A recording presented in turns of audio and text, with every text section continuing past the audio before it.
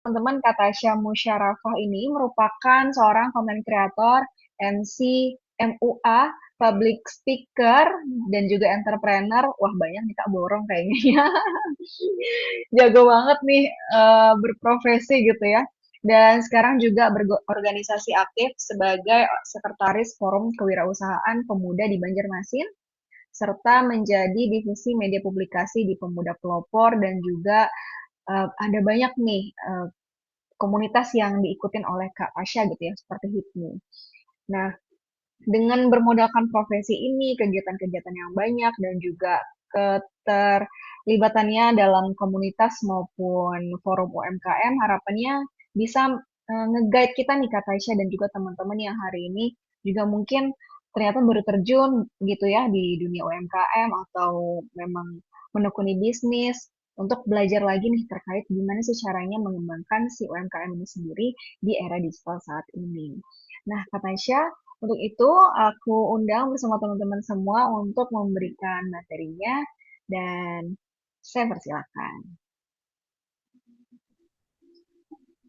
Oke, terima kasih sebelumnya buat kakak-kakak dari Indibis dan juga Telkom Indonesia ya. Tentunya yang sudah memberikan Tasya kesempatan pada siang hari ini. Pertama-tama aku ngucapin salam dulu. Assalamualaikum warahmatullahi wabarakatuh. Waalaikumsalam warahmatullahi wabarakatuh.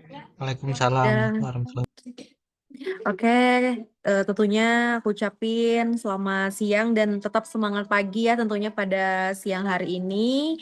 Buat teman-teman yang sudah bergabung, aku ucapkan terima kasih tentunya yang sudah antusias untuk bergabung di rangkaian momen sharing session pada hari ini. Dan tentunya ini adalah kesempatan luar biasa bagi aku diundang langsung untuk berbagi insight bersama dengan kakak-kakak semua yang ada di sini.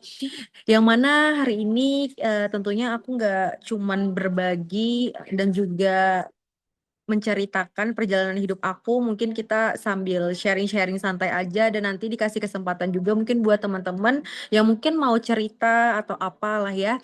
Nah, sebelumnya untuk masuk ke dalam materi pada hari ini, aku mau tanya dulu nih teman-teman yang udah gabung di sini, kira-kira ada yang udah punya usaha nggak? Atau masih mahasiswa mungkin ada yang punya usaha yang gabung di sini? Mahasiswa Kak. Iya, saya Kak punya bisnis kecil-kecilan sih. Oke, udah ada yang punya usaha berarti yang gabung di sini ya. Atau yang mau menjalankan usaha? Ada?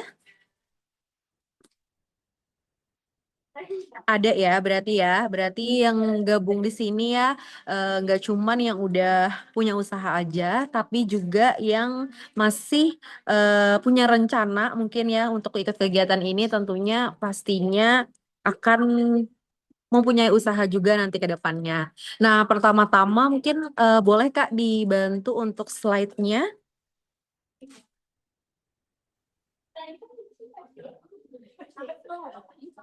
Oke, teman-teman semua, sesuai dengan tema hari ini, kita akan membahas tentang UMKM hebat di era digital, yang mana kita bisa menjadi seorang yang berkembang, berdaya, dan menggerakkan daerah, tentunya di daerah masing-masing.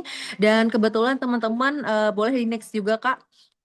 Eh, Kebetulan ya teman-teman, aku juga aktif di sosial media. Mungkin teman-teman yang masih belum kenal sama aku, nama aku Tasya Musyarafah atau panggilan akrabnya bisa dipanggil Tasya. Untuk Instagram aku mungkin bisa sambil di-follow aja kali ya. Atau nanti kalau mau minta fallback mungkin boleh DM-DM aja. Biar aku tahu gitu ya teman-teman yang follow itu yang join pada hari ini.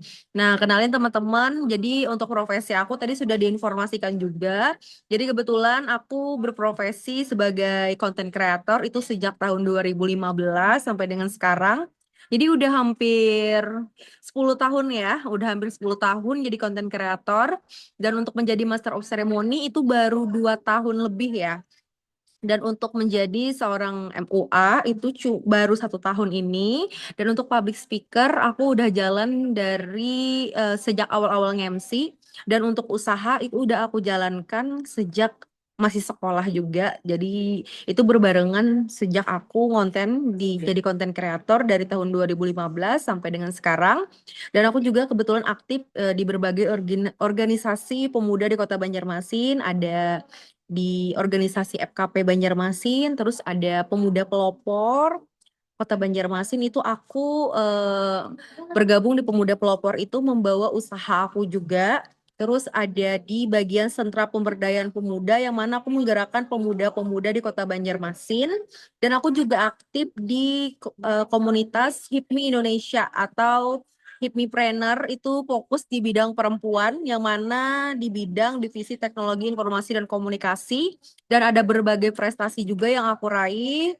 Mungkin bisa dilihat aja itu ada terutama di bidang kewirausahaan aku ada berprestasi di bidang pemuda berprestasi Kalsel, pemuda pelopor, anugerah wirausaha muda dan mengikuti kegiatan-kegiatan lain juga sejak masih sekolah. Dan sebelum aku terjun ke dunia usaha, aku juga sempat kerja di perusahaan, ada di bagian retail, terus juga di bidang keuangan dan juga di bidang finance juga. Nah, ini adalah salah satu pengalaman kerja dan juga aktivitas aku sekarang. Mungkin boleh di next lagi, Kak. Oke, pertama-tama teman-teman, tentunya UMKM dalam perekonomian daerah, teman-teman pasti tahu ya, kalau udah berbicara dan membahas tentang UMKM dalam ekonomi daerah, tentunya kita sedang membahas yang mana UMKM di era sekarang itu menjadi tulang punggungnya negara kita. Yang mana negara kita di Indonesia tentunya bertumpu kepada UMKM. Jadi buat teman-teman tentunya yang menggerakkan UMKM, teman-teman sama aja, teman-teman juga berperan aktif untuk menggerakkan ekonomi daerah. Yang mana dalam menggerakkan ekonomi daerah yang berkembang, teman-teman bisa mendorong pertumbuhan ekonomi lokal. Karena kita tahu ya, di era zaman sekarang itu usaha yang besar yang mungkin teman-teman yang udah mempunyai usaha besar itu berawal dari usaha yang kecil-kecilan dulu. Jadi buat teman-teman yang mungkin masih merasa ragu, masih merasa minder, mungkin ya nggak usah takut, nggak usah minder karena untuk menjadi seseorang yang punya usaha yang besar itu diawali dari yang kecil dulu. Yang mana yang sudah aku informasikan tadi, kita sebagai UMKM itu mempunyai peran aktif, tidak hanya mendorong pertumbuhan ekonomi lokal, yang mana kita juga membuka lapangan pekerjaan. Makanya alasan aku resign dalam dunia kerja di perusahaan, yang terutama ya hal penting banget yang aku tuju itu adalah ingin membuka lapangan pekerjaan. Karena di era zaman sekarang masih banyak gitu ya keterbatasan umur, usia, yang mana kayak misalnya udah banyak orang tua yang dibatasi untuk bekerja. Makanya aku ingin menciptakan lapangan pekerjaan yang terbuka untuk siapapun. Jadi kebetulan di usaha yang aku jalankan itu aku lebih memprioritaskan membuka lapangan pekerjaan untuk orang tua di atas 40 tahun ke atas. Jadi aku memperkerjakan ibu-ibu tetangga di dekat rumah aku, terutama mereka yang udah ditinggal suami gitu ya, yang suaminya meninggal, yang udah jadi janda. Jadi aku lebih memprioritaskan gitu ya, lebih memprioritaskan ibu-ibu yang sudah dibatasi usia.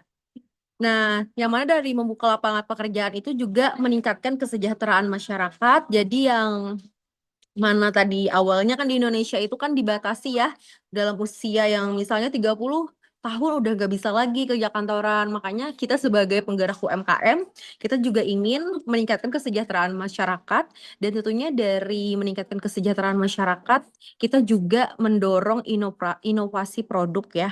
Karena ketika UMKM daerah bisa naik kelas, kita pun juga ikut berkembang. Boleh di next lagi, Kak?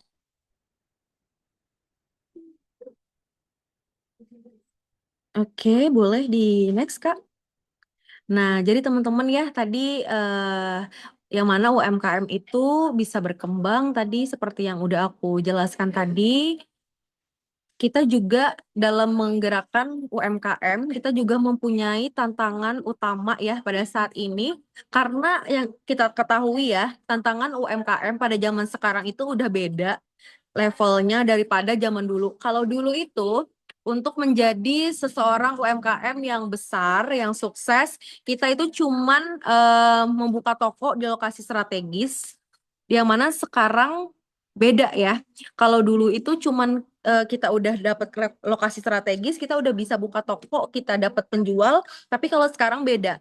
Kenapa jadi beda? Karena kita mempunyai banyak tantangan yang mana di sosial media sekarang itu semuanya sudah melek terhadap digital, yang mana sebelum kita ke tempat usaha, contohnya mungkin kita kayak ke tempat-tempat yang mau kita datangin, yang misalnya lagi viral kayak di kafe, restoran, yang lebih kita pentingkan itu kita melihat sosial medianya dulu, bukan melihat tokonya.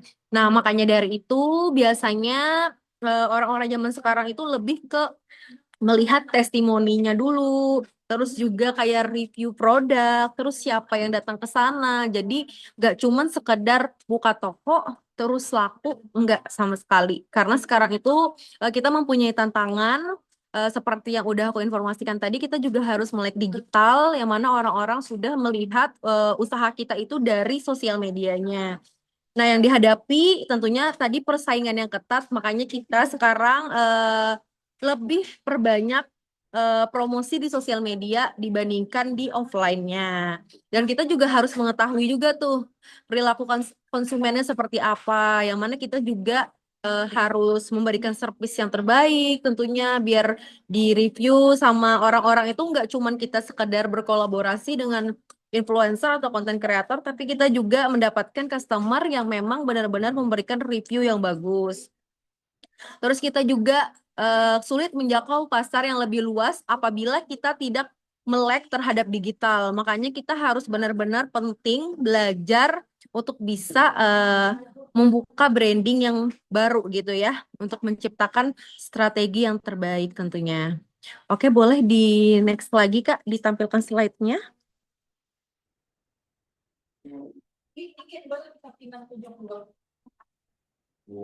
Oke, boleh Kak slide-nya?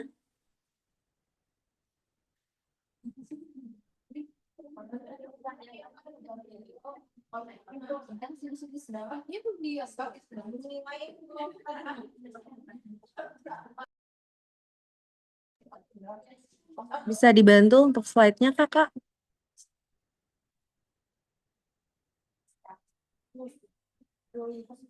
Oke, kita tunggu sebentar dulu ya. Nah, jadi teman-teman, tentunya tadi sudah aku informasikan ya, kalau kita harus memang benar-benar penting ya untuk kita menghadapi berbagai tantangan di era zaman sekarang, yang mana tadi kata aku, kita harus melek terhadap digital, kita harus benar-benar tahu ya seperti apa perkembangan UMKM yang ada di daerah kita. Makanya kita nggak cuma sekedar jualan aja, tapi kita juga harus bisa membranding juga ya. Nggak cuma membranding diri sendiri, tapi kita juga bisa membranding usaha kita juga.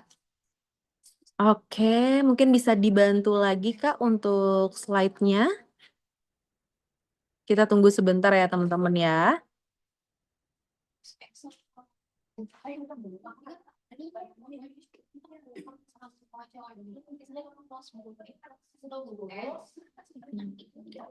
Teman-teman yang ada di sini, ini dari daerah mana aja nih? Ada yang dari Banjarmasin, Banjarbaru, atau dari luar daerah?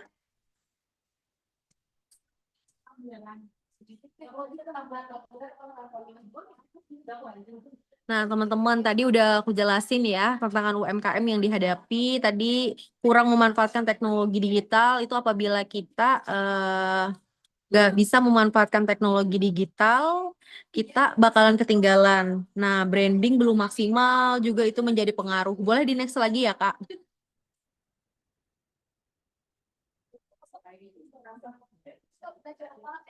Nah, teman-teman, tadi kita sudah menjelaskan tentang tantangan UMKM. Mungkin di next lagi kita akan membahas yang mana pentingnya transformasi digital. Nah, kenapa sih UMKM harus go digital? Karena transformasi digital itu bukan berarti semuanya tuh harus serba canggih ya teman-teman, tapi bagaimana kita memanfaatkan teknologi digital sekarang itu lebih efektif. Contohnya ya, untuk memanfaatkan Digital itu teman-teman bisa memanfaatkan sosial medianya yang sekarang bisa melalui Instagram ya. Terus juga yang sekarang juga banyak digunakan oleh UMKM bisa live juga di TikTok ya. Itu bisa banget karena itu potensi banget ya. Karena aku juga kebetulan kadang bisa live juga di TikTok. Itu benar-benar ngundang customer banget. Jadi kenapa kita memang benar-benar harus go digital?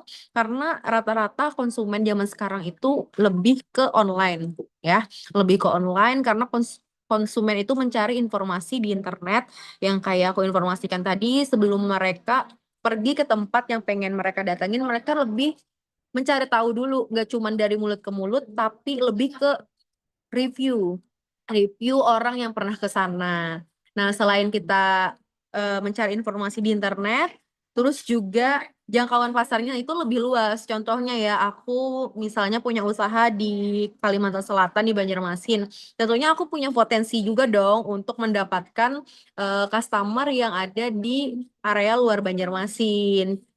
Yang mana aku bisa aktif ya untuk mengembangkan usaha aku dengan cara aku bikin konten mungkin ya. Terus juga selain mempunyai jangkauan pasar lebih luas, untuk biaya promosinya lebih efisien. Karena di era zaman sekarang itu kita nggak harus punya toko offline store dulu untuk memulai usaha. Tapi melalui online pun kita udah bisa untuk membuka usaha. Jadi untuk membuka usaha itu nggak perlu teman-teman harus punya tempat, tapi teman-teman cukup gunakan handphone teman-teman itu udah bisa menjadi ladang cuan ya teman-teman. Asalkan teman-teman memang benar untuk menggunakan handphone teman-teman untuk bisa menjadikan suatu usaha. Karena biaya promosinya itu juga lebih efisien ya teman-teman. Kita cuman modal kuota, modal wifi. Cukup teman-teman misalnya nih lagi di rumah ya sambil rebahan, teman-teman posting jualan, posting usaha.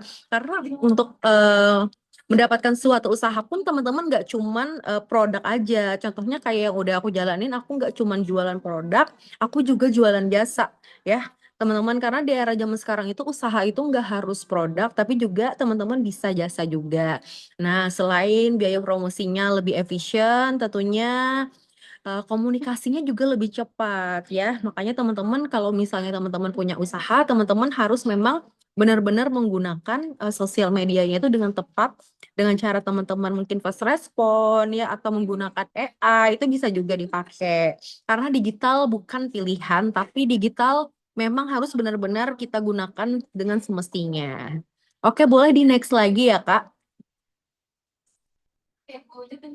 Nah, teman-teman, tadi kita sudah membicarakan tentang pentingnya transformasi digital. Sekarang gimana sih caranya atau strateginya untuk membangun UMKM yang bisa berdaya saing? Nah, mungkin teman-teman di sini pasti bertanya-tanya ya, untuk menjadikan UMKM yang bisa berdaya saing ya di era zaman sekarang itu karena kita mempunyai banyak kompetitor ya. Contohnya teman-teman banyak yang jualan yang sama itu nggak perlu takut ya karena kita punya target marketnya masing-masing.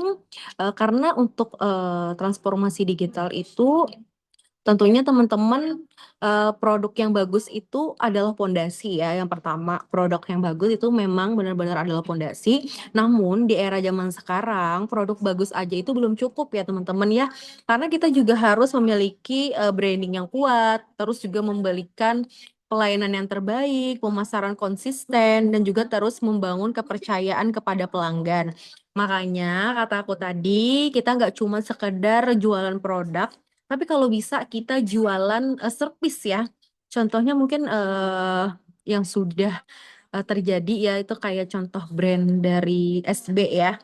Mereka itu nggak cuma jualan produk, tapi juga mereka jualan service mereka juga yang mana menyediakan tempat yang adem ya, yang memang dikhususkan untuk tenang, nyaman, dan di sana pun lebih ke pekerja. Nah, itu adalah salah satu contoh usaha yang nggak cuman menjual produk yang berkualitas, tapi branding yang kuat. Karena apabila kita sudah mempunyai produk yang ibaratnya itu sudah cukup bagus ya, orang itu nggak ngelihat harga lagi, tapi mereka lebih kayak, oh ini loh tempatnya nyaman loh. Jadi pelayanannya bagus loh. Jadi kayak mereka itu lebih membranding apa yang mereka jual. Jadi nggak cuma sekedar jualan, tapi mereka menjadikan pengingat kepada orang-orang bahwa produk yang mereka jual itu memang benar-benar memberikan manfaat dan juga memberikan kenyamanan juga dari yang menikmatinya. Oke, boleh di next lagi, Kak. Nah, teman-teman, sebelumnya udah ada yang tahu branding itu apa? Mungkin udah ada yang menerapkan juga ya branding di sosial medianya atau di dalam usahanya. Jadi teman-teman, sebenarnya branding itu bukan sekedar nama atau bukan sekedar logo aja. Tapi branding itu lebih ke identitas, kepercayaan, nilai, pengalaman, dan bagaimana alasan memilih. Nah, banyak orang mengira branding itu tergantung logonya seperti apa. Padahal branding itu tidak sesimpel itu. Karena branding itu adalah menjadikan alasan mengapa orang tersebut memilih kita dibandingkan kompetitor. Jadi ibaratkan kita punya branding yang kuat, kita nggak perlu capek-capek buat promosi, orang itu langsung memilih siapa kita gitu loh. Makanya kalau kita punya branding yang kuat, mereka selalu ingat nih siapa penjualnya, terus bagaimana pelayanannya, dan itu memberikan nilai, pengalaman, dan alasan memilih. Dan otomatis kalau mereka sudah yakin dan percaya, itu juga menjadikan produk kita memang benar-benar diingat dan juga dikenal. Makanya branding itu bukan hanya sekedar logo, tapi branding itu adalah simpelnya sesuatu yang memang mudah diingat, terus juga bisa menjadikan kepercayaan bagi orang-orang yang menikmatinya. Nah, next lagi ya, Kak. Nah, ngomong-ngomong soal branding ya, teman-teman. Tadi kita sudah bicara soal branding. Untuk membuat branding diri kita itu siapa, kita juga harus membuat konten yang menarik. Karena konten yang menarik sama dengan konten yang bernilai. Jadi sebenarnya untuk membuat konten yang menarik itu tergantung kenyamanan teman-teman. Jadi misalnya teman-teman ya, untuk membuat konten itu sebenarnya simple.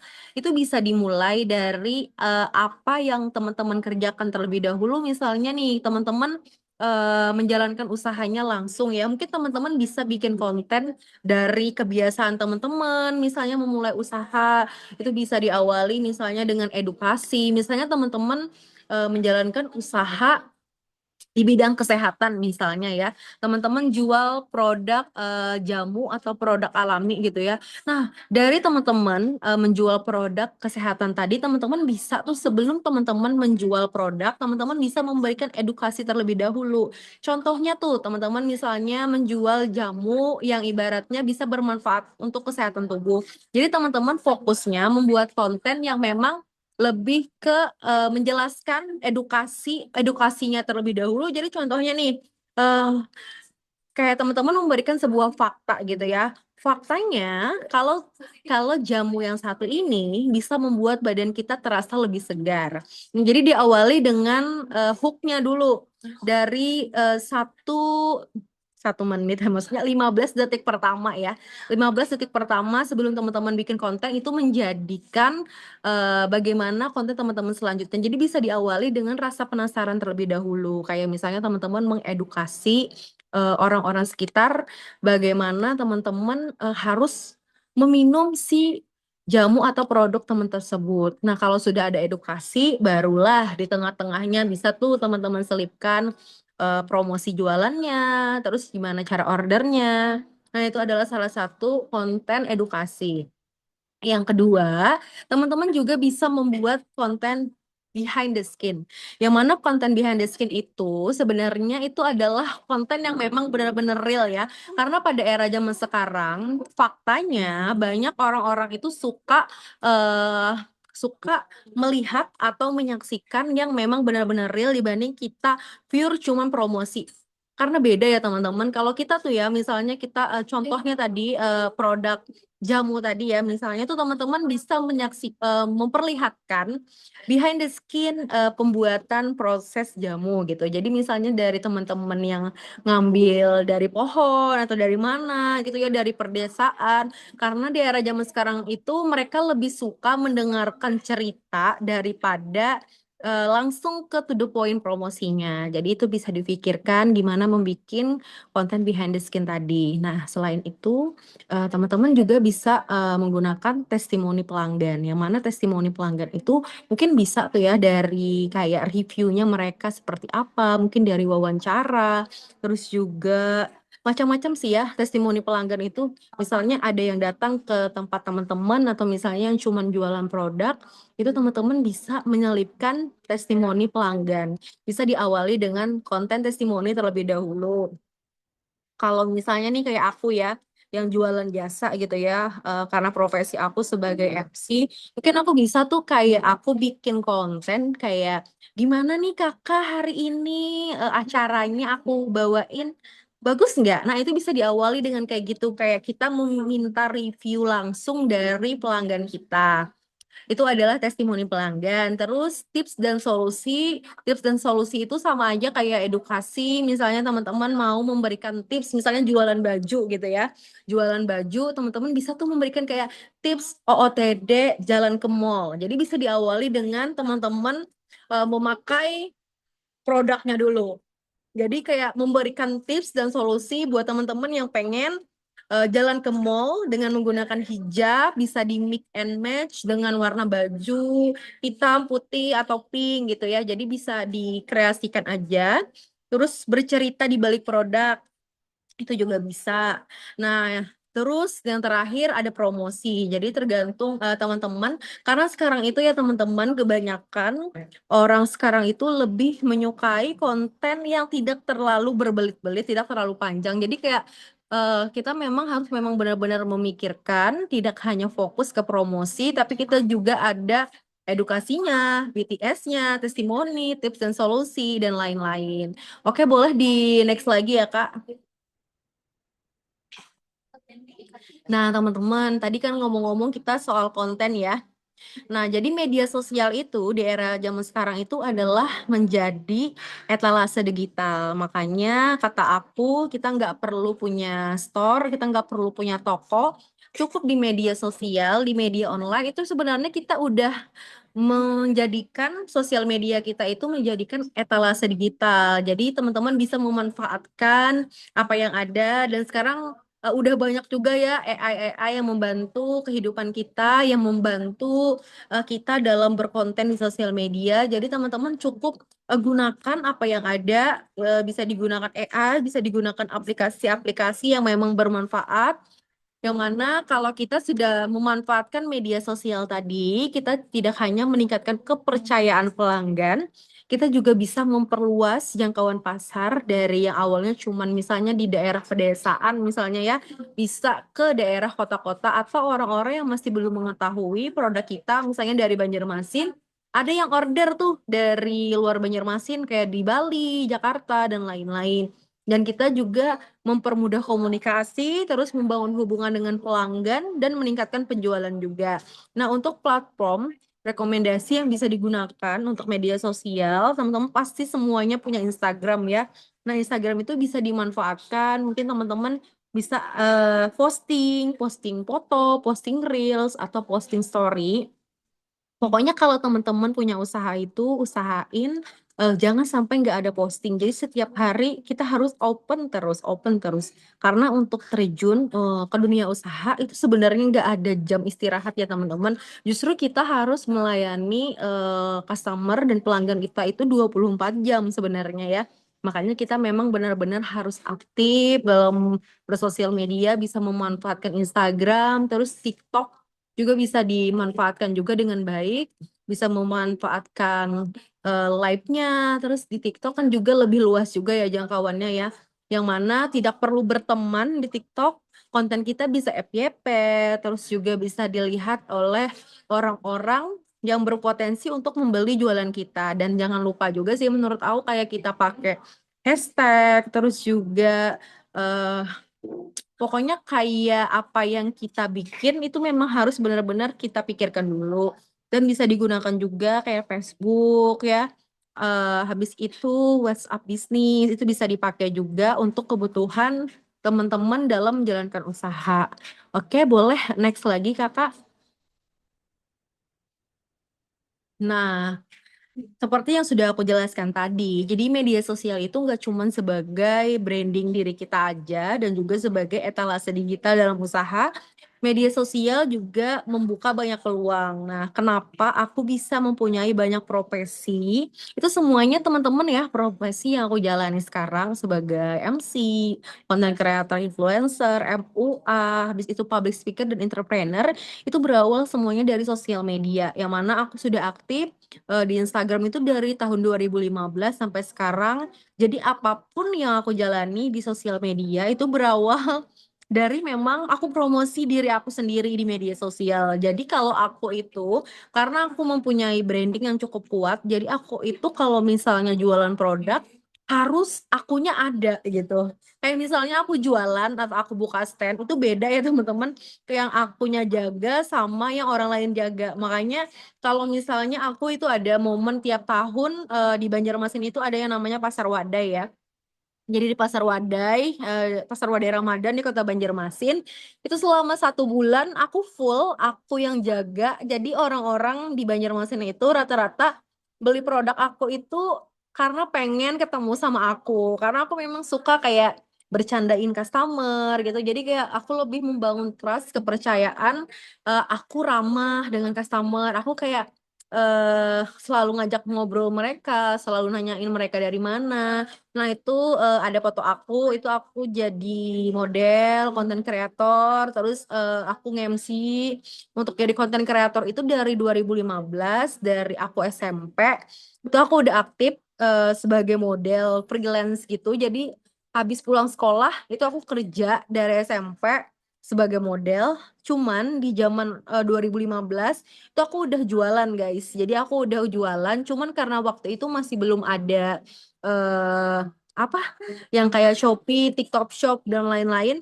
Jadi aku jualan itu ngambil produk di pasar gitu. Jadi aku cari cari apa? Cari produk-produk itu eh memang bener-bener dulu itu di pasar gitu. Jadi aku cari kayak apa yang lagi tren sekarang aku cari di pasar, aku jual, aku kontenin. Makanya aku aktif dulu dari 2015 sampai sekarang. Terus untuk menjadi seorang MC itu berawal dari sebenarnya aku udah lama bisa MC itu dari sekolah juga karena biasanya sering ditunjuk sebagai petugas upacara. Terus waktu kerja kantoran aku sering kayak mimpin meeting. Sampai akhirnya aku memutuskan jadi MC itu berawal dari aku membantu acara temen ya teman-teman ya. Dan berawal dari Instagram juga sih orang kayak padahal aku belum ada pengalaman untuk nge-MC acara gathering tiba-tiba aku di chat sama salah satu brand, kamu bisa nggak nge-MC di event ini? Aku iyain aja karena kesempatan itu tidak datang 2 kali ya teman-teman kalau kita tidak mencoba kesempatan yang datang. Makanya aku selalu bermindset untuk mencapai apapun yang aku mau itu aku harus berani dulu. Berani mencoba, tentunya berani belajar. Terus aku terjun ke dunia makeup artist sebagai MUA itu dari tahun 2025. Jadi memang benar-benar baru aja ya untuk menjadi seorang MUA karena aku lebih senang juga make up. Jadi aku nggak mau make up yang aku beli biasanya buat aku tampil show itu cuma dipakai buat diri sendiri. Tapi aku lebih kayak kepengen untuk menyenangkan orang-orang yang mana misalnya tuh ya aku make upin orang wisuda, terus make upin orang acara pertunangan dan lain-lain. Jadi aku kayak ada rasa kesenangan tersendiri gitu loh. Aku memberikan servis buat orang di acara spesialnya. Nah, aku juga kebetulan aktif di organisasi pemuda di Kota Banjarmasin. Jadi aku punya akses sama pejabat-pejabat di Kota Banjarmasin dan di foto tersebut aku audiensi sama Wali Kota Banjarmasin.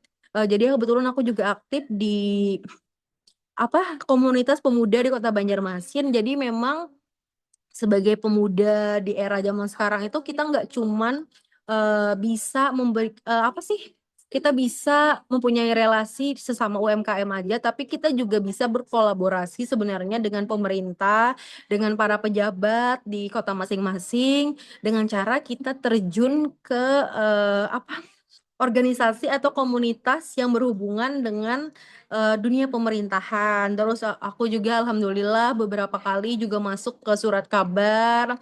berbagi tentang insight di dunia konten dan lain-lain. Dan aku juga mempunyai prestasi juga, pernah ngisi acara narasumber nasional juga di beberapa fakultas di Banjarmasin, karena personal branding yang konsisten itu membuka peluang yang tidak pernah kita bayangkan sebelumnya. Jadi buat teman-teman tentunya yang masih Instagramnya belum nggak ada fotonya ya, karena banyak banget ya sekarang ya, kayak cuman memanfaatkan sosial media itu cuman sekedar melihat orang. Nah, teman-teman, ini adalah kesempatan terbaik yang masih malu-malu, yang masih takut, yang masih minder, yang masih merasa kayak takut dibully. Jangan sampai punya pemikiran seperti itu. Kita punya kesempatan untuk membranding siapa diri kita. Itu diawali dari apa yang kita lakukan terlebih dahulu. Nah, boleh next lagi, Kakak. Nah, dari pengalaman aku ini tentunya aku punya banyak kegagalan juga ya sebenarnya teman-teman ya, karena nggak ada semuanya itu dibangun secara instan, tapi aku punya banyak kegagalan juga yang mungkin tidak aku ceritakan ya, karena untuk menjadikan diri kita seperti sekarang itu kita harus memang melawan rasa takut yang ada di diri kita, terus juga tidak pernah mendengarkan apa kata orang lain. Nah, boleh di next lagi, Kakak? Oke, teman-teman, untuk solusi digital untuk para UMKM itu bisa dimulai tentunya dari langkah sederhana. Teman-teman mempunyai internet yang stabil, ya. Yang pasti kita harus punya modal dulu untuk membangun usaha kita. Itu kita harus mempunyai internet yang stabil, bisa menggunakan WiFi yang ada di rumah. Mungkin kalau misalnya belum ada WiFi, mungkin bisa dimanfaatkan WFH di kafe-kafe, mungkinnya yang ada di daerah teman-teman, supaya memang benar-benar maksimal untuk usahanya dan bisa menggunakan fitur WhatsApp bisnis juga ya untuk teman-teman membalas chat klien-klien atau customer teman-teman. Yang pasti kalau teman-teman punya sosial media, jangan sampai teman-teman tidak menggunakan fitur-fitur yang ada gitu ya. Terus untuk QRIS juga teman-teman itu juga bisa dimanfaatkan juga ya, karena seperti yang kita tahu anak-anak zaman sekarang ya itu jarang bawa uang cash, lebih ke cashless. Makanya kita sebagai pelaksana UMKM, kita juga harus apa sih namanya, aktif juga ya untuk bisa mengembangkan gimana usaha kita. Dan kita juga aktif juga di marketplace, bisa memanfaatkan marketplace yang sudah ada.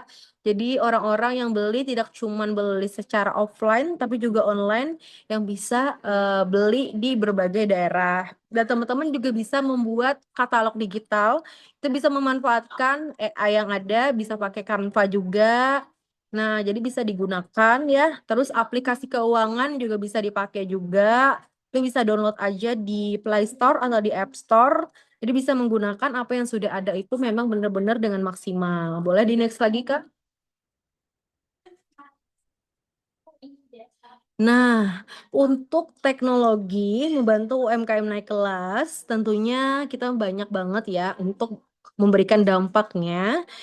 Kalau kita memanfaatkan teknologi dengan baik dan juga benar, promosinya tentunya bisa lebih luas, pelayanannya bisa lebih cepat, transaksi lebih mudah, pengelolaan usaha rapi, dan peluang bisnis besar. Jadi teman-teman yang udah punya teknologi sosial media kayak tadi di Facebook, terus juga di Instagram, WhatsApp, TikTok, dan lain-lain, tentunya bisa memanfaatkan teknologi kita untuk kita bisa bekerja lebih cepat, lebih efisien, dan lebih profesional juga. Yang terpenting itu sebenarnya bukan menggunakan teknologi yang paling canggih, tapi bagaimana kita memanfaatkan teknologi yang sesuai dengan kebutuhan usaha kita. Jadi tergantung diri kita mau memanfaatkan sosial media itu sebagai apa, sebagai yang cuma sekedar nonton orang, atau kita bisa mencari rezeki dari sosial media. Oke, boleh di next lagi, Kak. Nah, jadi teman-teman, kita selain punya usaha UMKM tadi ya, selain kita aktif juga di dunia digital, kita sebenarnya harus penting banget sekarang itu membangun jaringan dan juga kolaborasi. Kenapa? Karena kita bukan Superman ya teman-teman. tapi kita harus menjadikan diri kita itu super tim.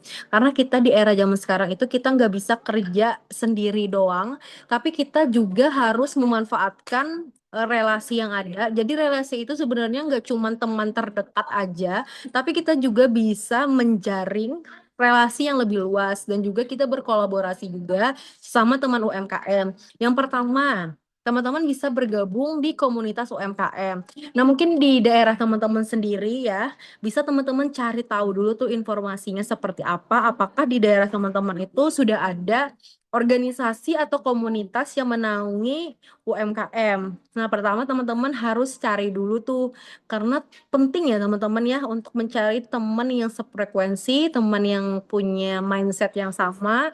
Makanya kalau kita udah gabung di komunitas UMKM, kita bisa mempunyai banyak pemikiran yang jauh lebih luas. Jadi kita di komunitas UMKM itu bisa sharing, terus juga kita bisa sambil berkolaborasi juga. Karena kalau kita udah gabung di komunitas UMKM, kita itu biasanya punya pemikiran yang lebih maju daripada kita bergabung ke teman yang belum menjalankan UMKM.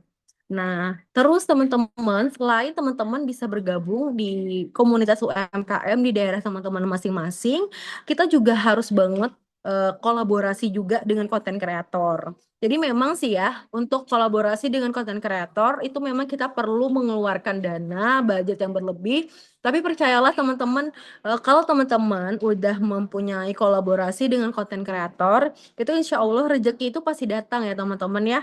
Karena pasti ya di berbagai daerah itu ada mempunyai konten kreator atau influencer yang memang berpengaruh terhadap usaha teman-teman masing-masing. Jadi bisa menyesuaikan dan teman-teman memilih dulu tentunya ya untuk berkolaborasi dengan konten kreator. Teman-teman harus tahu dulu konten kreatornya itu lebih aktif di dunia apa dulu. Misalnya teman-teman jualan di bidang fashion, teman-teman nggak mungkin dong ya untuk berkolaborasi dengan konten kreator yang di bidang makanan. Jadi sesuaikan sama usaha teman-teman, bisa ditelusuri terlebih dahulu konten kreatornya seperti apa, mau kolaborasinya seperti apa, itu mungkin bisa didiskusikan ya teman-teman ya. Nah, selain itu teman-teman juga bisa berjejaring sesama pelaku usaha. Jadi sebenarnya kalian gak usah takut, misalnya nih kalian punya usaha yang sama dengan teman sebelah gitu ya. Jangan pernah takut, karena rezeki itu udah ada takarannya masing-masing ya sebenarnya. Jadi teman-teman nggak perlu takut sesama pelaku usaha, yang pasti kalau bisa ya, misalnya nih ada satu yang jualan kopi, satunya jualan kopi lagi. Kalau bisa malahan teman-teman kayak berkolaborasi gitu ya sesama pelaku usaha, mungkin bisa join bisnis dan lain-lain ya. Jadi bisa dimanfaatkan apa yang ada.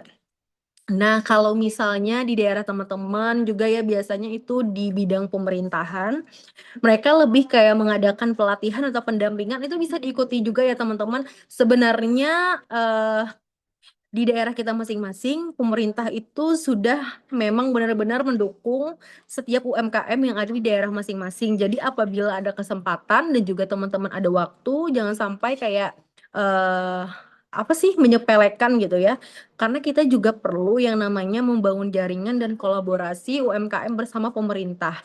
Karena kita nggak bisa kerja sendirian, kita harus mempunyai banyak relasi, nggak cuma sesama pelaku usaha UMKM aja, tapi kita juga harus membangun jaringan dan juga kolaborasi bersama dengan pemerintah. Nah, yang mana bisa memanfaatkan program pemerintah dan relasi rekan bisnis.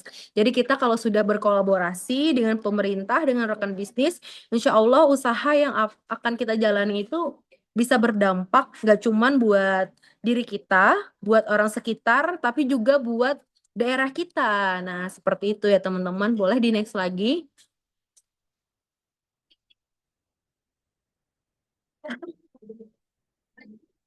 Nah, oke teman-teman, tadi kita sudah membahas membangun jaringan dan kolaborasi. Oke, selanjutnya kita juga akan membahas apa lagi nih ya. Next lagi Kakak. Nah, ini adalah kuncinya.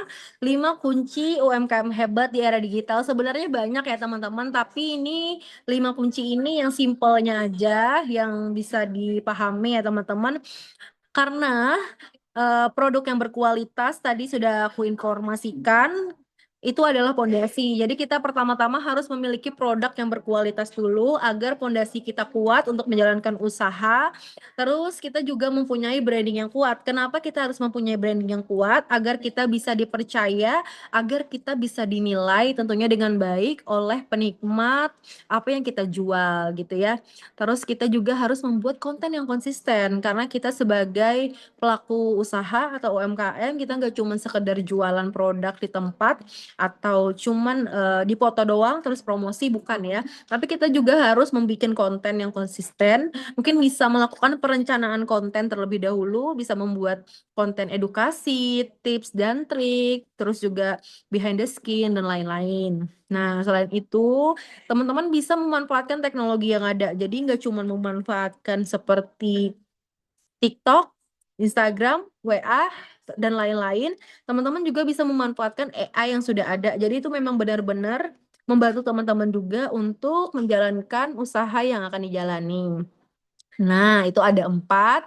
Dan yang terakhir, kita juga jangan terus lelah untuk belajar dan beradaptasi.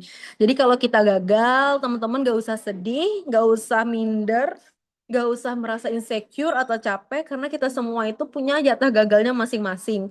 Jadi kalau kita gagal, anggap aja itu adalah sebuah pembelajaran untuk kita bisa menjadikan diri kita jauh lebih hebat, jauh lebih sukses. Jadi teman-teman yang masih merasa gagal, yang masih merasa belum bisa aktif kontennya, teman-teman jangan capek untuk belajar, apapun kegiatan yang ada itu terus diikuti aja terus, jangan capek untuk belajar dan beradaptasi. Oke, next lagi Kakak. Nah, ini ada kutipan kata-kata dari aku.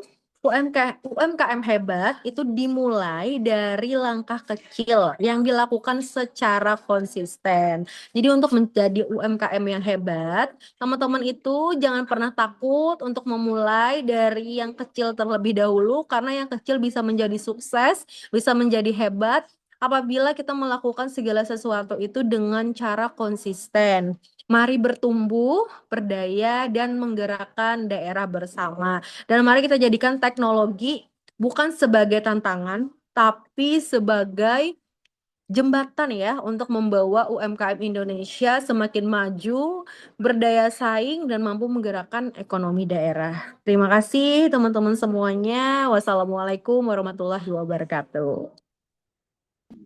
Waalaikumsalam warahmatullahi wabarakatuh. Wah, luar biasa sekali materi yang di-share sama Kak Tasya ya. Ini kalau bisa dibilang daging banget nih Kak Tasya, karena memang kita bukan hanya ngelihat dari teorinya gitu ya, tapi Kak Tasya POV-nya juga sebagai yang menjalankan usahanya gitu, pelaku usaha. Apalagi tadi yang sempat di-mention sama Kak Tasya gitu ya, bahwa kita tuh harus tetap berjejaring, berkolaborasi Betul. dengan komunitas, Mm-mm. mitra, apalagi Kak Tasya nih juga tadi kan sempat disebut bahwa sebagai MC juga gitu ya, aktif dan MUA, otomatis ketemu orang tuh intensitasnya jadi lebih banyak dan itu membuka Iya, peluang betul. banget nih bagi Kak Tasya sebagai pelaku usaha ke orang-orang baru yang berpotensi untuk menjadi mungkin pelanggan atau rekanan bisnis gitu ya Kak Tasya ya. Iya, betul, Kak. Baik, oke ini Kak Tasya, ini banyak yang bertanya nih sepertinya. Mungkin kita undang dulu Oke. kali ya untuk bertanya secara interaktif. Ini dari Kak Uli Sitorus, boleh open cam nggak Kak? Sambil nanti perkenalan diri dan sebutin usahanya apa, lalu pertanyaannya apa ke Kak Tasya. Boleh Kak Uli open mic dan open cam-nya?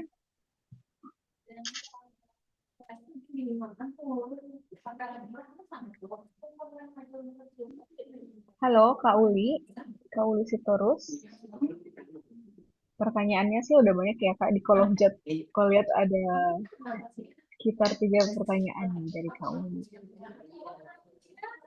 Gimana Kak Uli? Kita bacain aja kali ya. Ini sekarang banyak UMKM mulai menggunakan AI untuk membuat desain, caption, bahkan balas chat pelanggan.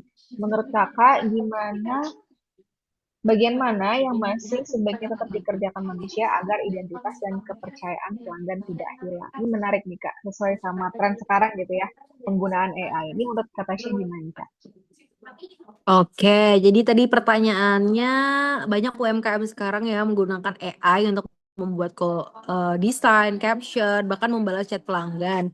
Bagaimana yang masih dikerjakan manusia agar identitas kepercayaan pelanggan tidak hilang? Nah, pertama-tama ya kakak ya, sebenarnya bagus aja sih kalau kita menggunakan AI, cuman kita juga harus mengoreksi terlebih dahulu apakah itu memang benar-benar sesuai fakta atau enggak. Karena banyak sekarang ya AI itu yang kadang bahasanya itu bukan bahasa manusia ya, kayak memang benar-benar template.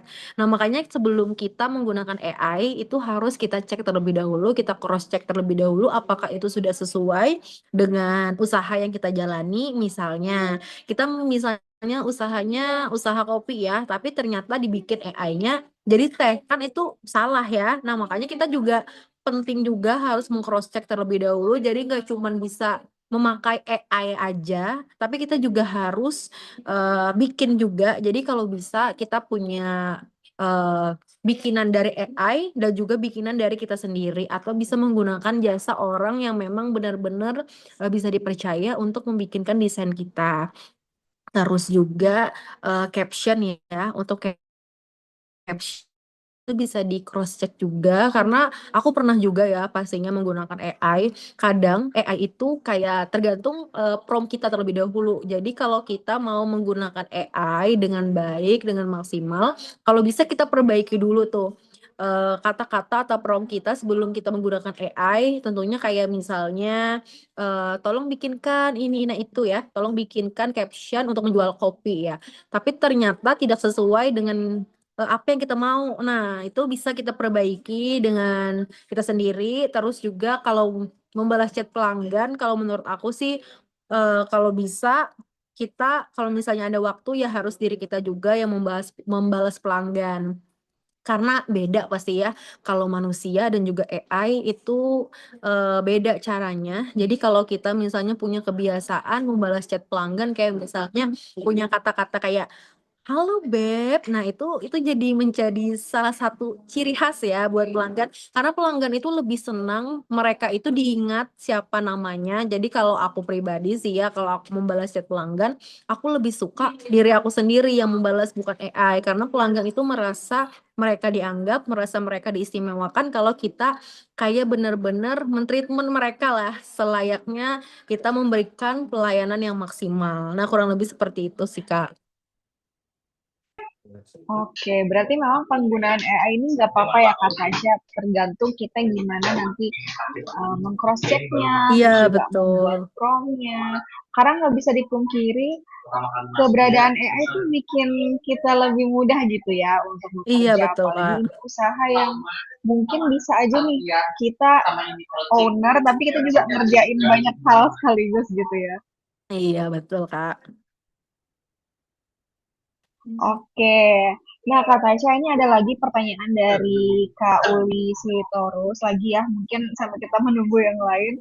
Ini ada yang Hmm. menarik nih Kak, sesuai sama background-nya Kak Tasya. Jadi, pertanyaannya adalah, kalau sebuah UMKM memiliki produk yang kualitasnya bagus, tapi kalah dari kompetitor yang kontennya tuh lebih menarik, menurut Kakak gimana sih bagian yang harus dibenahi terlebih dahulu? Apakah brandingnya, apakah packagingnya, storytelling, atau strateginya nih Kak? Oke ya.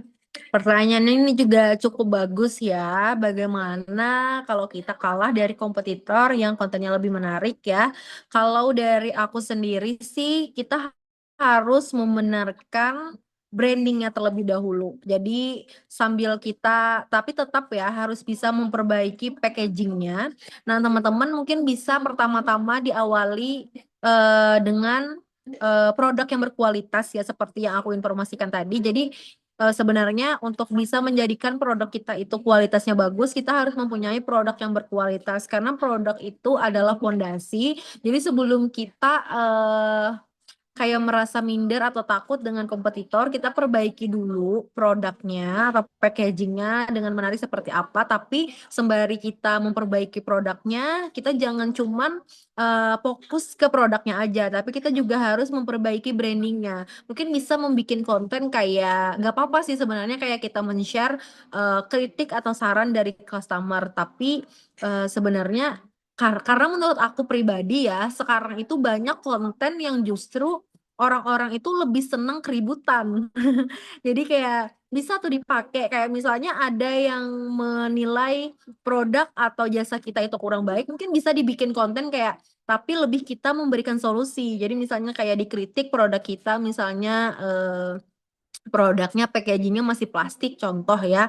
Nah itu bisa kayak bisa dibikin konten kayak apa sih diawali kayak aku di komen bikin produk yang kemasannya jelek. Nah, itu bisa tuh kayak diawali kayak memberikan rasa penasaran terus dibikin solusinya setelah itu. Jadi kayak kita membikin dramanya dulu. Jadi itu sambil aja kita kayak membikin drama atau membikin cara yang membuat orang penasaran terus sambil kita bisa mempromosikan atau memperbaiki branding kita. Nah, untuk branding pun kita juga harus bisa menggunakan storytelling tadi ya, karena storytelling dan juga branding itu juga berhubungan ya teman-teman ya. Jadi sebelum kita branding, kita juga harus membuat storytellingnya itu dengan tepat seperti apa, dengan cara kita misalnya bercerita atau cara kita misalnya kayak tadi ya, misalnya kita membuat drama terlebih dahulu, membuat keributan, yang dari keributan itu sampai akhirnya ada solusinya. Jadi sebenarnya tergantung bagaimana kenyamanan diri kita, tapi di samping itu kita juga tetap memperhatikan produk kita, memperbaiki produk kita juga. Nah, kurang lebih seperti itu, Kak. Oke, siap. Berarti memang faktornya banyak banget ya yang bisa kita coba untuk improve si usaha kita sendiri gitu ya, Kak. Nah, kalau misalnya tadi kayak kata Kak Tasya gitu, bahwa storytelling tuh memang salah satu apa ya yang digandrungi orang-orang ya, termasuk hook. Contoh dari kata Tasya tadi itu hooknya benar apa ya ngasih ngasih aku ide gitu Kak untuk bikin konten-konten lain yang lebih menarik karena ini bisa diaplikasikan nih sama teman-teman yang hari ini bergabung sebagai peserta gitu. Ini Kak ada lagi yang ingin tanya secara interaktif ada Kak Armi Naldi. Tadi mohon maaf Kak Uli soalnya udah dipersilahkan ya tapi ternyata nggak sempat open mic jadi aku Oke. kasih ke Kak Armi dulu. Boleh Kak Armi boleh open mic nggak sama open cam untuk bertanya secara interaktif kepada Kak Tasya. Sebelumnya terima kasih atas kesempatannya. Suara saya terdengar nggak, Kak? Terdengar Kak Armi. Terdengar, Kak. Baik, sebelumnya terima kasih atas kesempatannya. Ini mohon maaf, off cam ya, Kak. Karena terkendala jaringan di sini. Saya Armi dari Tangerang. Saya ingin bertanya kepada Kak Tasya. Ada dua pertanyaan utama. Yang pertama, ketika kita memulai Kak usaha Armi, sorry itu, boleh lebih kencang lagi nggak suaranya? Agak kurang kedengaran. ya, suaranya sekarang jelas nggak? Jelas tapi masih agak jauh sih Kak. Ya, mohon maaf ini mungkin karena pengaruh jaringan di sini ya. Ya. Jadi saya Oke, pertanyaan pertama silakan. itu ketika kita udah punya apa? Udah ada kebayang untuk punya suatu usaha. Nah, untuk menjadi seorang yang berdampak, berkembang bahkan mampu bersaing di kedepannya, untuk kita memulai usaha itu, apa yang perlu kita kembangkan terlebih dahulu gitu kan? Karena saat ini kan apapun jenis usaha kan nggak lepas dari yang namanya digitalisasi dan AI. Itu yang pertama.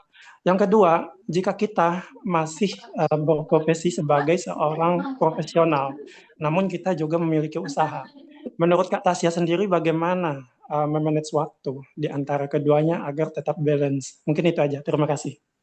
Oke.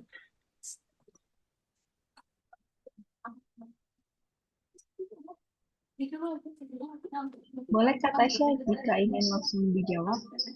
Oke, boleh ya. Tadi pertanyaannya dari yang pertama itu gimana caranya memulai tadi ya, memulai usaha tadi ya. Nah, mungkin untuk memulai usaha itu sebenarnya teman-teman itu bisa menggunakan apa yang ada dulu ya. Misalnya nih teman-teman harus tahu dulu ya, lebih suka di bidang apa. Jadi sebenarnya usaha itu bisa dibuat dari hobi ya, atau kita bisa menyukai suatu produk misalnya. Jadi kayak memang kita harus konsisten terlebih dahulu terjun ke dunia usahanya.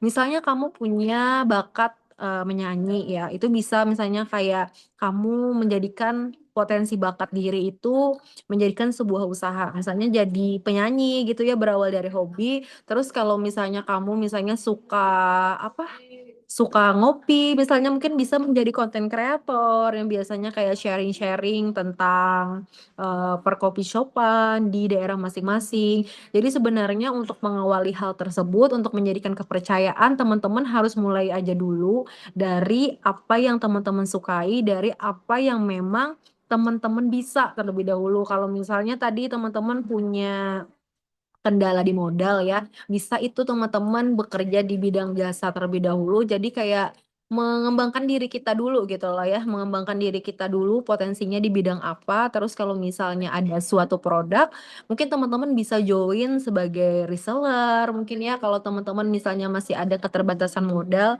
Jadi untuk memulai suatu usaha, teman-teman harus tahu dulu mau bergerak di bidang apa. Kalau teman-teman sudah tahu mau bergerak di bidang apa, baru teman-teman bisa membranding diri teman-teman. Jadi untuk memulai usaha itu teman-teman gak cuma sekedar promosi, tapi teman-teman juga harus namanya membranding diri dari kayak teman-teman bercerita tentang kehidupan sehari-hari, atau kayak kesibukan teman-teman seperti apa sambil menjalankan usaha. Nah, itu tadi bisa diawali dari tersebut.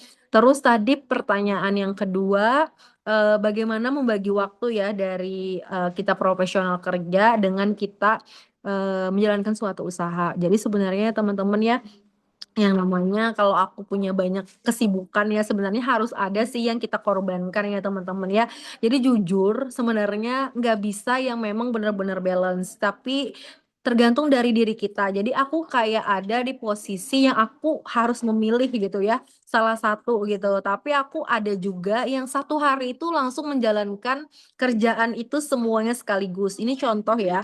Jadi aku setiap weekend itu biasanya jobnya itu di wedding ya, jadi MC wedding dan berprofesi sebagai makeup artist juga. Jadi pernah ada momen yang mana di jam 2 pagi itu aku make upin bridesmaid 2 orang sampai jam 5 pagi, jam 2 pagi sampai jam 5 pagi, terus jam 7 pagi aku langsung jadi MC di event wedding sampai jam 2 siang. Nah, bulik dari sana, aku sorenya jualan di warung karena aku punya usaha juga kan di warung. Jadi aku sorenya jualan. Jadi kayak harus ada sih yang kita korbankan, terutama dari diri kita itu kayak waktu kita tentunya bisa berkurang ya, nggak bisa kayak orang-orang yang bisa masih main sama teman-teman, kayak masih kayak punya waktu yang banyak buat keluarga. Dan kadang aku pun harus memilih tuh ya. Aku pun pernah kayak punya tawaran 2 kerjaan gitu ya dalam waktu yang sama. Jadi ada event yang mana aku harus memilih, aku buka stand usaha dan juga aku nge-MC. Nah, jadi kayak aduh, aku harus kayak memilih gitu ya, mana nih yang harus dipilih. Jadi sebenarnya tergantung dari kenyamanan diri kita. Jadi kalau misalnya aku sih kayak kalau aku lagi kayak fokus nih di bidang A, aku mau fokus itu aja. Cuman kalau misalnya ada kesempatan di bidang B, aku terjun juga ke dunia situ. Jadi kayak aku melihat dulu tuh, misalnya kayak untungnya lebih banyak di usaha dibanding aku nge-MC di hari tersebut, ya kita nggak usah itu ya, maksudnya kayak kita cari uang yang banyak yang mana gitu ya. Jadi kita memikirkan hal itu sih. Jadi aku kayak, oh uangnya lebih banyak, lebih potensi yang ini nih. Oh yang ini aku bakalan banyak ketemu orang nih, bakalan banyak customer baru lagi nih yang akan aku temui. Nah jadi kayak aku lebih harus memilih apa yang kita korbankan terlebih dahulu. Nah kurang lebih seperti itu sih Kak. Oke, siap. Baik, Ini terima kasih banyak harusnya Kak untuk pencerahan jawabannya. sih. Gimana Harumi? Ya, terima kasih banyak untuk jawabannya, ini sudah cukup tergambar. Jadi kalau untuk berusaha artinya kita perlu produknya dulu, baru branding Mm-mm. diri, baru nanti kita memikirkan untuk dari sisi marketingnya. Iya, Kemudian betul, Kak.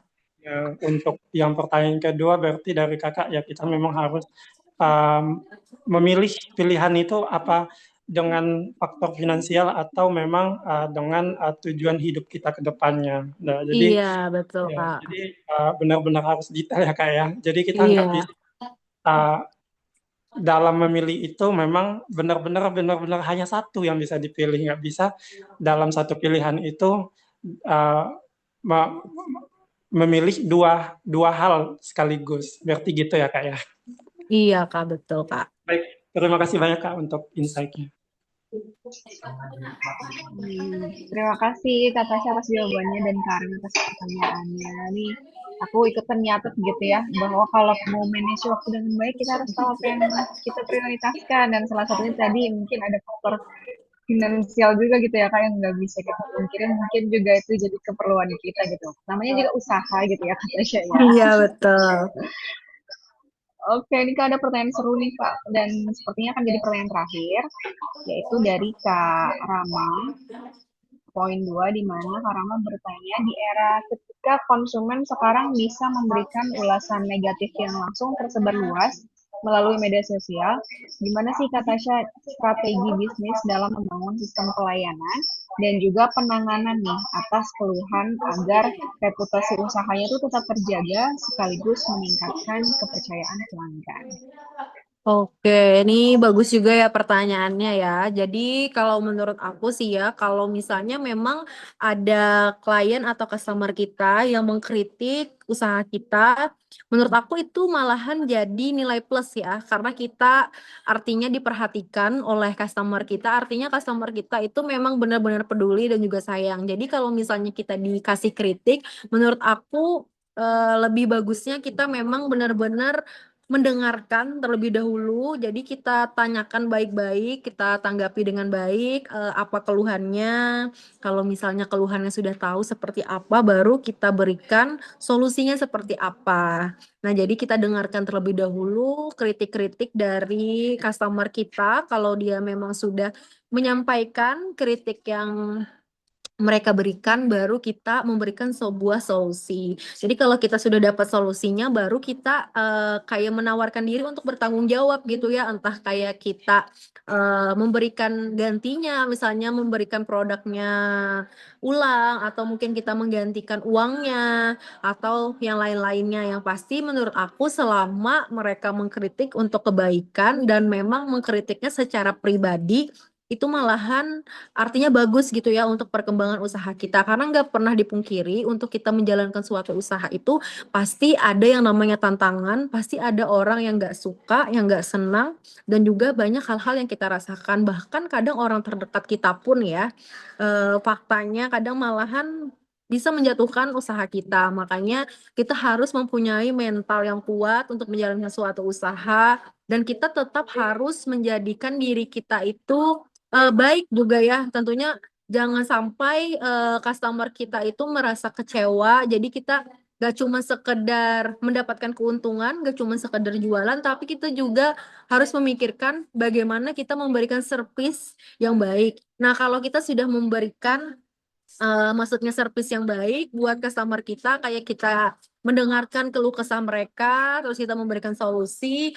Menurut aku masalah kayak reputasi kita itu bisa berjalan dengan semestinya. Jadi kalau kita memang sudah punya niat yang baik, sudah punya mindset yang oke juga ya, sudah ibaratnya itu berusaha memperbaiki kualitas kita, insya Allah menurut aku reputasi kita itu akan meningkat juga sebagaimana mestinya. Jadi mungkin teman-teman bisa dikasih apresiasi mungkin ya, karena menurut aku ya orang-orang yang komplain itu biasanya mereka itu lebih senang kalau mereka didengarkan dan juga dihargai. Jadi bagaimana kita bisa apa sih namanya ya, menyikapi mereka itu seperti apa. Jadi kita harus memang benar-benar PR-nya harus menyikapi mereka dengan baik, Kalau bisa kayak mereka dikasihkan apresiasi, misalnya kayak kamu ngasih produk ulang atau misalnya menggantikan dengan uang, ya itu adalah salah satu bentuk tanggung jawab. Karena nggak bisa dipungkiri ya, suatu usaha itu pasti ada yang namanya kegagalan,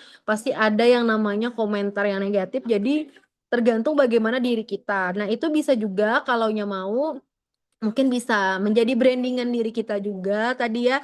Jadi bisa juga itu kalau mau bisa dibikin kayak konten tips dan trik ya. Jadi sebenarnya komenan yang negatif itu bisa kita jadikan hal yang positif ke depannya. Jadi tergantung bagaimana cara kita untuk menanggapi dan memberikan solusi terbaik terhadap usaha kita. Nah, kurang lebih seperti itu, Kak. Oke, ini aku jadi penasaran sama Kak Tasya, pernah dapat komen negatif atau review negatif nggak nih Kak? Dan gimana Kak Tasya waktu itu mungkin perasaannya atau cara nanggepinnya secara langsung gimana Kak? Oke Kak, jadi pernah sih Kak sebenarnya, dan ini baru-baru aja sih karena aku kan sebelumnya jualan itu online ya, karena sekarang itu udah ada usaha offline-nya. Jadi pernah kemarin tiba-tiba dapat komentar, ada customer aku yang bilang aku kan ada jualan nasi ya, katanya nasinya basi, sedangkan makanan nasinya sudah dia makan. Nah itu kan rada cukup aneh ya. Sedangkan pas aku udah cross check, karena itu aku belum ada di lokasi ya waktu itu, ada yang menjalankan usaha aku yang masak itu orang yang kerja sama aku. Jadi aku cross check lah di tempat, ternyata nggak basi, malahan baru dimasak. Jadi kayak oh alah, ternyata dia malah mengirim, dan aku kayak kaget gitu loh. Ini nggak ada basi sama sekali loh, sampai kayak aku videoin terus aku minta tolong sama karyawan aku dan orang-orang yang datang itu buat mencium nasi yang ada gitu. Ternyata nggak ada basi, tapi dia malah bilang basi. Terus ya dengan cara kayak Kak maaf, ya udah nggak apa-apa Kak, aku ganti aja Kak uangnya. Ternyata dia malah ngirim balik semua makanannya, tapi dengan posisi nasinya sudah di separuh dimakan dan satunya habis. Jadi kayak oh gitu ya, ada aja orang yang kayak gitu loh.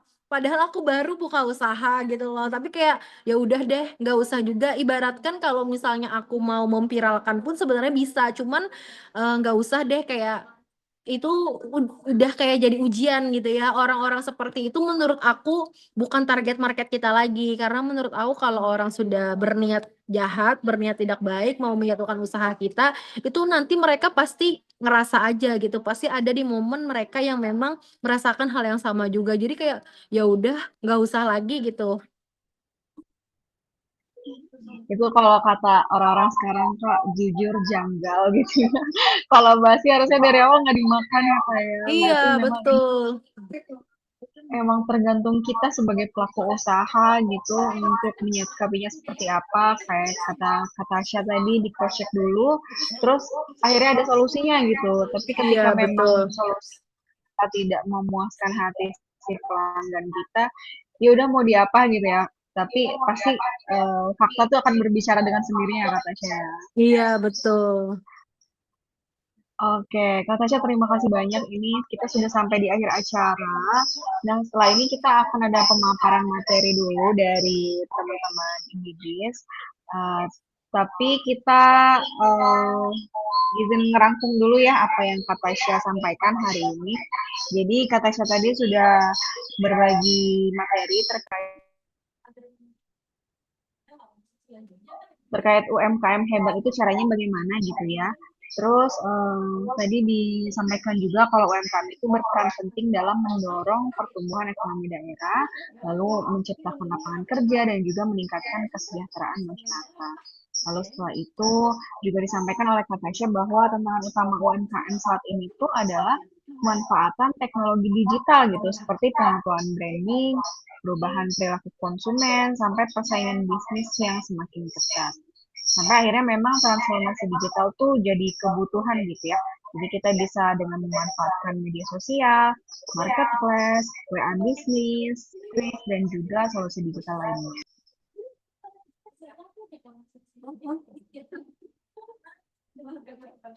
Nah, terus tadi nggak lupa bahwa kita harus berkolaborasi dan juga berjejaring gitu ya, baik dengan komunitas, konten kreator, mitra, apalagi pemerintah sekarang juga punya banyak Iya, peluang betul gitu ya banget, kita Kak. untuk pertumbuhan usaha.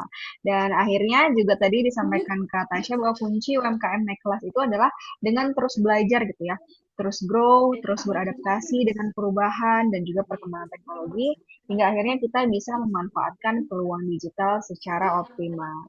Ini aku terima kasih banyak buat Kak Tasya yang hari ini sudah berbagi cerita, berbagi ilmu, pengalaman tentang usahanya, profesinya, terus juga apa yang dilakukan selama ini. Insya Allah ini jadi amal jariah ya buat Kak Tasya yang sudah Amin. berbagi sama Sobat Indibes Borneo semuanya.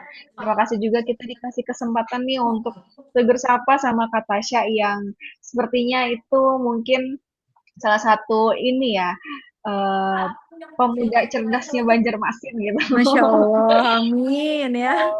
Terima kasih banyak ya Kak Tasya. Kita izin habis ini melanjutkan dan Kak Tasya jika ada agenda lain boleh menyesuaikan. Mungkin dari Kak Tasya ada Oke. yang ingin disampaikan sebagai closing statement?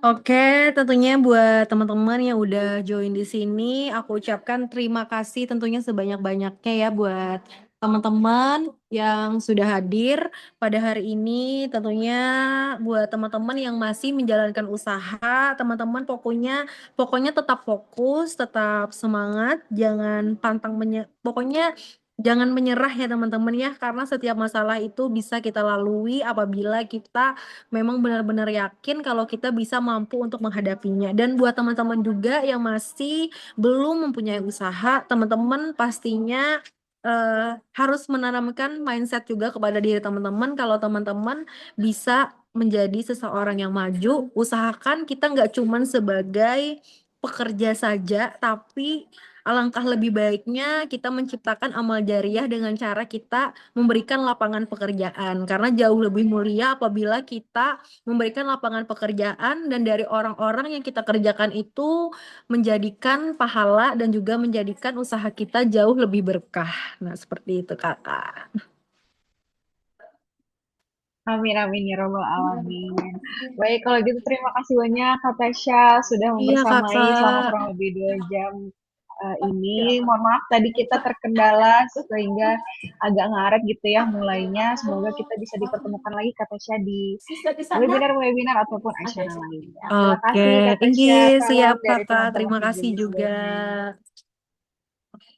Borneo. Mungkin kita foto bersama dulu ya Kak Tasya Oke, ya. boleh. Sampai lupa nih aku. Oke, kakak-kakak yang lain boleh open cam-nya. Kita berfoto bersama dulu ya. Boleh kakak panitia sudah siap untuk nge-capture. Open cam dulu kakak-kakak. Mana nih wajahnya? Ayo, Kak Ariel, Kak Cynthia, Kak Hidayah, terus Kak Kisti. Boleh open cam-nya. Tapi udah pada ada fotonya sih. Boleh kita pertama gaya Telkom dulu boleh nggak Pak? Kayak gini. Jadi Oh, tangan gini ya. kanannya lima, tangan kirinya mengepal ditaruh di tangan kanan. The world in your hand. Oke, 1, 2, 3.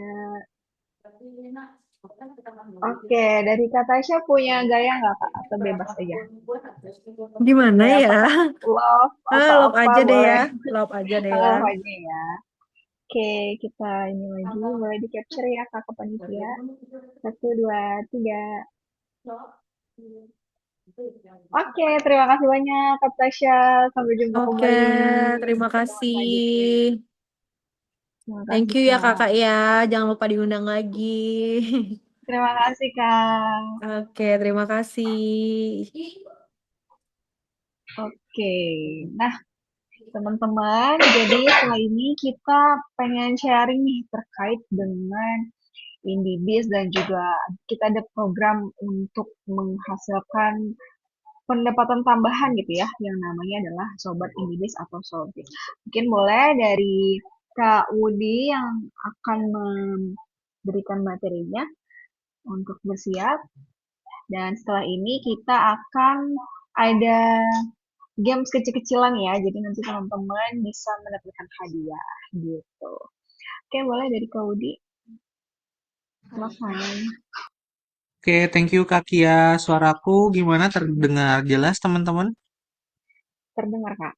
Oke, terdengar ya. Aku izin share screen. Em, mm, mm, mm, mm, mm.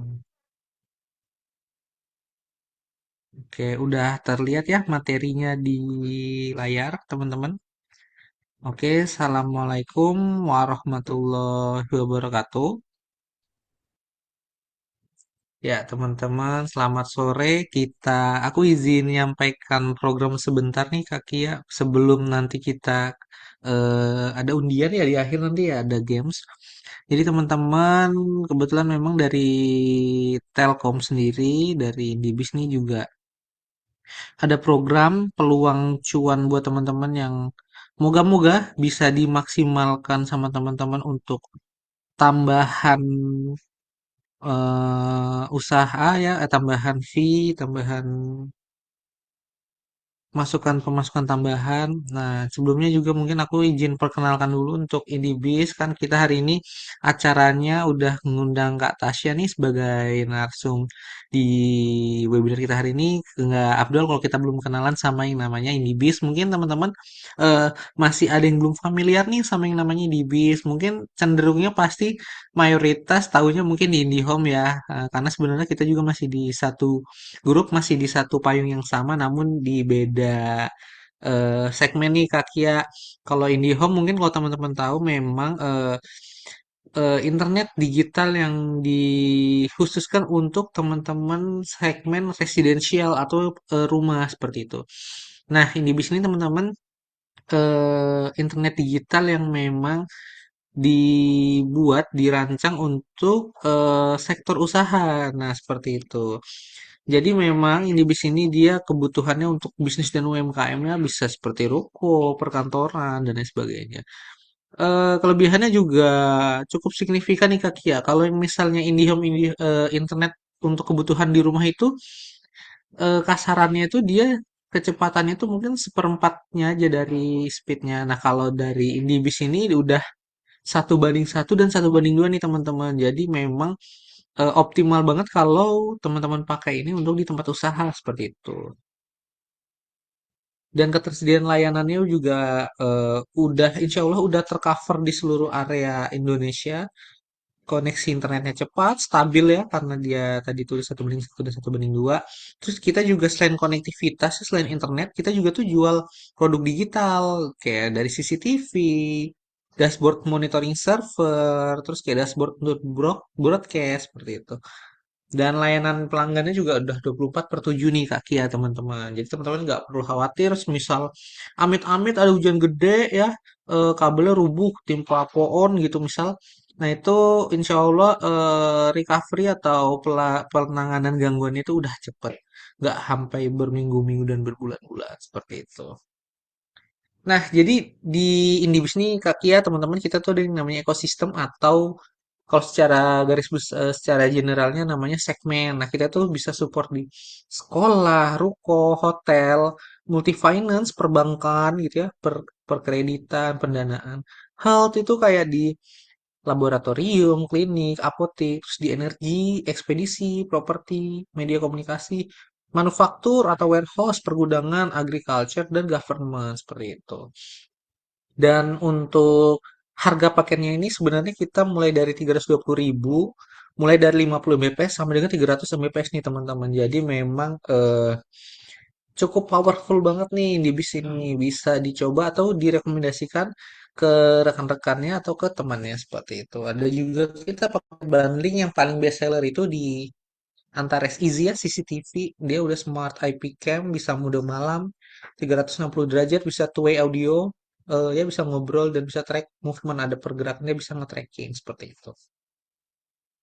Dan ini juga beberapa lini produk digital ya, ada pijar sekolah, platform pembelajaran dan manajemen sekolah. Ada OCA ini untuk broadcast atau memanage sosial medianya teman-teman yang punya usaha, Netmall monitoring untuk servernya kalau teman-teman punya usaha lebih dari satu cabang, Antares Easy CCTV sama WMS Wifi Managed Service seperti itu. Nah, yang menarik di kesempatan kali ini teman-teman, Jadi dari Telkom sendiri ada yang namanya Sobis, Sobat Indibis. Nah, ini nih program semacam affiliate yang mengajak teman-teman dan membuka peluang usaha buat teman-teman yang masih bingung mau usaha apa, belum ada modal. Nah, bisa dicoba dengan yang namanya Sobis ini. Jadi teman-teman tuh simpelnya kayak bikin akun registrasi, nanti dapat kode referral dan kode referralnya itu kalau memang ada pelanggan, kenalan atau saudara yang mau berlangganan internet atau Indibis, bisa direkomendasikan produk Indibis tadi seperti yang aku jelasin di awal dari akun teman-teman yang udah bikin dari referralnya nanti akan mendapatkan fee tiap bulannya seperti itu. Jadi langkah pertama mungkin dari registrasi dulu ya. Nanti ngisi nama, nomor HP, email, nomor rekening, terus verifikasi data.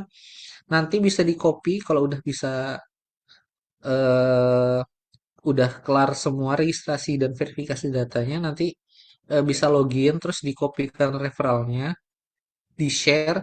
Nah, nanti dari pelanggan tuh akan langsung isi form berlangganan sesuai paket yang dia mau dengan tertracking udah kode referral teman-teman seperti itu. Jadi cukup mudah teman-teman. Nah, memang seperti referral konsepnya, seperti affiliate. Jadi teman-teman tinggal share-share kode referralnya aja ke pelanggan yang mau berlangganan seperti itu. Nah, ini contoh gambarannya nih Kak Kia, kalau teman-teman tuh misal bisa menjual 10 Indibis, ya teman-teman tuh di bulan pertama dapat 30% dari 60%-nya, di bulan kedua dapat 60%-nya, terus di bulan ketiga nanti ada tambah 20%, nah sisanya itu tambahan 10,5%. Kalau pelanggan berbayar, membayar billing atau tagihan, jadi nggak cuma sekali orang pasang teman-teman dapat fee. Nah, ini tiap bulan selama pelanggan tuh bayar, teman-teman juga dapat fee. Lumayan banget nih Kak ya, teman-teman. Buat tambahan nongkrong, beli kebutuhan yang lain, check out dan lain sebagainya. Indis ekonomi ini cukup cukup bisa menjadi peluang tambahan lah buat teman-teman. Jadi aku ngajak teman-teman nih di sore hari ini mungkin ada yang berminat, teman-teman mahasiswa nih untuk di Balikpapan udah lumayan rame nih teman-teman. Sobisnya nih Kak ya dari komunitas dan pelaku UMKM juga menjadi tim atau agent dari Sobis nih. Nah, harapannya teman-teman di luar sana bisa menjadi bagian dari Sobis juga memaksimalkan peluang di sore hari ini seperti itu. Mungkin itu Kak ya untuk oh ya untuk teman-teman yang mau coba registrasi atau jadi mitra kita jadi tim kita bisa coba di scan seperti itu. Mungkin itu Kak ya di sore hari ini waktunya mungkin teman-teman udah ini ya mulai banyak yang mau dilanjut mungkin karena tadi kita agak ngaret. Mungkin itu aja teman-teman. Izin lanjut ke agenda berikutnya. Kak Kia, terima kasih. Itu aja dari aku. Baik, terima kasih banyak Kak Budi. Jadi buat teman-teman yang mau buat akun di Sobat Indibis boleh banget ya karena caranya gampang banget tadi udah dijelasin sama Kak Wudi dan nanti ketika sudah mendaftar teman-teman bisa langsung share nih link referral teman-teman dari Sobis itu sendiri dan ketika udah mereferensikan Indibis terus ada yang mau beli gitu ya Indibisnya dari link yang teman-teman share atau link referral teman-teman nanti teman-teman tuh bisa dapetin fee gitu nah fee-nya tadi ada beragam ya sesuai dengan harga atau biaya berlangganan yang dibayarkan oleh pelanggan Indibisnya seperti itu. Jadi lumayan banget nih cuman modal share link tapi bisa dapat penghasilan tambahan gitu. Caranya gimana? Bisa langsung buka di sobis.indibis.co.id. Di sana sudah ada kolom daftarnya jadi silahkan langsung daftarkan dirinya masing-masing teman-teman. Oke, ini kita udah berbagi materi, terus juga tadi ada penjelasan tentang Sobat Indibis. Nih kita langsung masuk ke undian kali ya. Jadi teman-teman yang tadi sudah absen, kita masukkan namanya nih ke kuis terakhir ini. Yang beruntung 2 orang nanti akan mendapatkan saldo lebih dari Informa. Ini tadi nama-nama yang daftar hari ini. Boleh kita langsung undi aja. Kali ini kita main bebek-bebekan ya.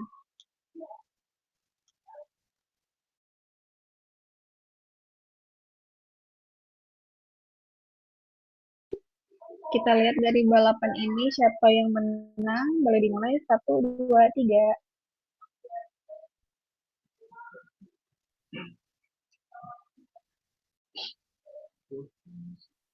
Siapa ya? Kita lihat ya teman-teman.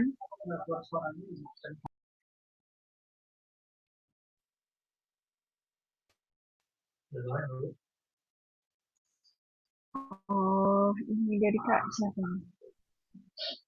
Apakah Kak Rahaja atau Kak Prameswari?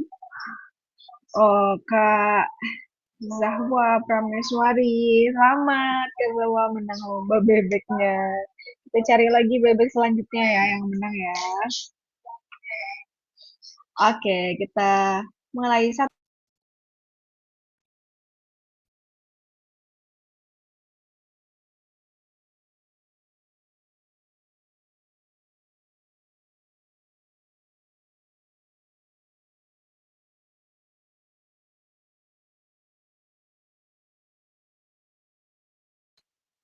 Wah, yang kedua agak ketat nih ya. Ini Kak Rizal Rizky Aditya. Selamat. Sudah berhasil memenangkan lomba bebek di sore hari ini. Oke, itu dia tadi undian kita. Selamat bagi teman-teman yang berkesempatan menang. Dan terima kasih kami ucapkan untuk para abang kakak yang bergabung hari ini dari awal hingga akhir acara. Mohon maaf jika banyak kekurangan gitu ya.